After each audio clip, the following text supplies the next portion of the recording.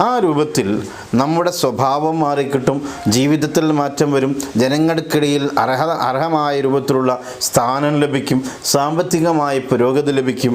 അതോടൊപ്പം തന്നെ നല്ല വിജ്ഞാനം, മതപരമായ നല്ല വിജ്ഞാനം നേടിയെടുക്കാൻ കഴിയും. കുടുംബത്തിൽ ഐക്യമുണ്ടാവും. അങ്ങോട്ടും ഇങ്ങോട്ടും തെറ്റിപ്പിരിയുന്ന ഒരന്തരീക്ഷം കുടുംബത്തിലുണ്ടാവുകയില്ല. എപ്പോഴും സ്നേഹനിധികളായ കുടുംബക്കാർ അവൻ്റെ കൂടെ ഉണ്ടാകും. എല്ലാറ്റിലും അവൻ നല്ല ഗുണം അള്ളാഹു തആല ചെയ്തു കൊടുക്കും. അള്ളാഹുവിൻ്റെ ഈ പ്രധാനപ്പെട്ട ഇസ്മ ചൊല്ലുന്നു എന്നതാണ് അതിൻ്റെ കാരണം. യാ മലിക്കു യാ അല്ലാഹ്, യാ മലിക്കു യാ അല്ലാഹ്. ഇനി എന്തിനാണ് വഴങ്ങുന്നത്?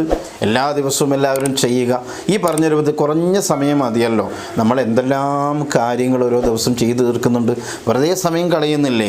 ആ കൂട്ടത്തിൽ നമുക്കൊരു ദിവസം എല്ലാവരും ചിന്തിക്കുക, ഞാൻ ഇന്നത്തെ ദിവസം യാ മലിക്കു യാ അല്ലാഹ് എന്ന് ചൊല്ലിയിട്ടില്ലല്ലോ.